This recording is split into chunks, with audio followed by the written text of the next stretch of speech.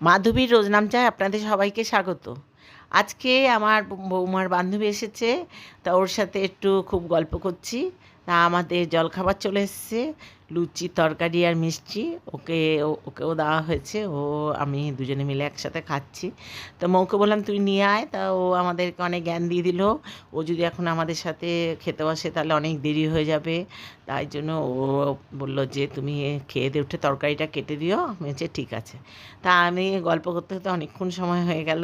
তা ওর সাথে অনেকক্ষণ গল্প করলাম, খুব ভালো লাগলো, মেয়েটি খুবই ভালো। এরপর ও চলে যাওয়ার পর আমি আলু, পেঁয়াজ, রসুন, টমেটো আর ছোটো ছোটো করে আলু কেটে দিয়েছি। কি কি রান্না হবে, মাছ রান্না হবে, আর এই যে মোচা আর পটল এই রান্না হবে। পটল, দই পটল হবে। আর এই দেখুন লঙ্কাগুলো বর্ষাকালে কোনো বাজার করেও রাখা যাওয়া সম্ভব হচ্ছে না, মানে বর্ষাতে যদি একটু বেশি করে রাখা হচ্ছে তো জলে কিসের থেকে জল আসছে বুঝতে পারছি না, ফ্রিজের মধ্যেও সব ঘেমে একদম জল হয়ে যাচ্ছে। আর যার জন্য আমরা এখন ফ্রিজে কিছু রাখছি না, কয়েকটা আমার ফ্রিজটাও গেছে নষ্ট হয়ে। আর এই মাছ নিয়ে এসছে, অল্প করেই মাছ আনতে হচ্ছে কারণ ফ্রিজটা তো নষ্টই হয়ে গেছে।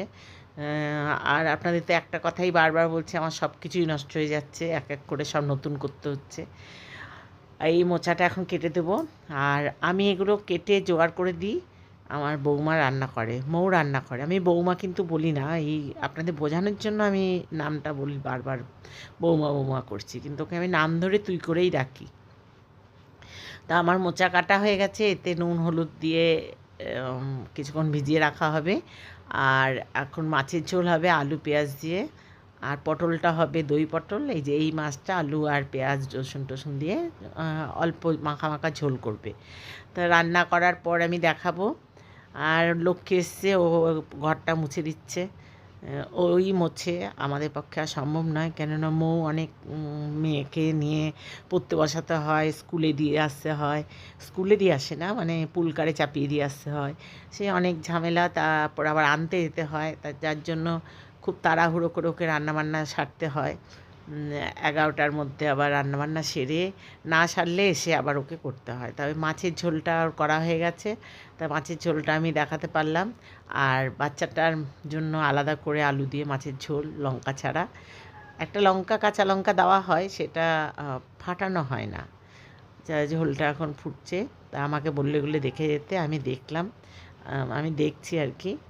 আর ও পটল সবগুলো করলো না, বললো খাও না, শুধু শুধু নষ্ট করে কী হবে।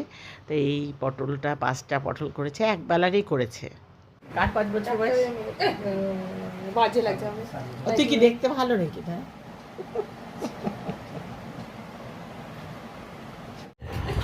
ওর বড়টা হাসায় না আমার, এমন বলবে না, মনে হয় পুরো সিরিয়াস কথা বলছে। ঠিক লাইনটা খুব সুন্দর, আমার ওর কথা খুব হাসি পায়।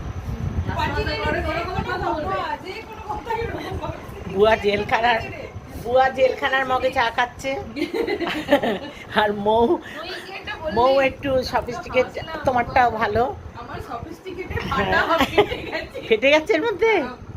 মৌ আর ব্যবহার করিস না, এবার রেখে দে, এবার রেখে দে, বলিস না ফাটা। বিকালে আবার আরেকটা বান্ধবী এসেছিলো, সেই বান্ধবীর সাথে আমরা একসাথে বসেই চা খেলাম, ছেলে বৌমা আমরা সবাই মিলে একসাথে চা খেলাম। আর এরপর সন্ধ্যের সময় এসেছিলো ওর ভ্যাকসিন দিতে। ছেলের নিউমোনিয়া হয়েছিল, আপনারা সবাই জানেন। নিউমোনিয়ার পরে বলেছিল যে একটা নিউমোনিয়ার ভ্যাকসিন দিয়ে দিতে, আর ইনফ্লুয়েঞ্জার একটা ভ্যাকসিন দিতে। নিউমোনিয়ার ভ্যাকসিনটা আজকে দেবে, এখন দেবে। আর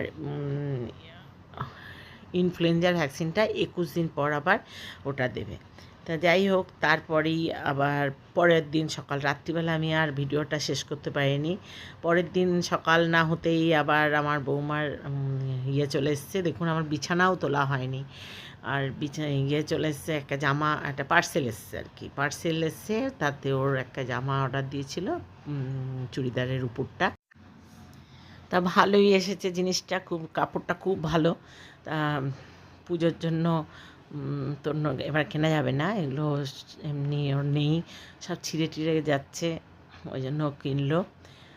যদি আমার ভিডিওটা ভালো লাগে আপনারা লাইক শেয়ার কমেন্ট করবেন, সাবস্ক্রাইব করে আমার পাশে থাকবেন, আর সাবস্ক্রাইব করলে অল বাটনটা বাজিয়ে দেবেন, তাহলে আমার যত নোটিফিকেশান আসবে, আমি যখন ভিডিও ছাড়বো আপনাদের কাছে নোটিফিকেশান চলে যাবে। আমার একটু ভুলভাল হয়, একটু ক্ষমা চোখে দেখবেন। আর এই আর কি, আর ভালো লাগলে আমার সাথে থাকবেন। আমি আপনাদের আশা করব আমার ভিডিওগুলো আপনাদের ভালো লাগবে।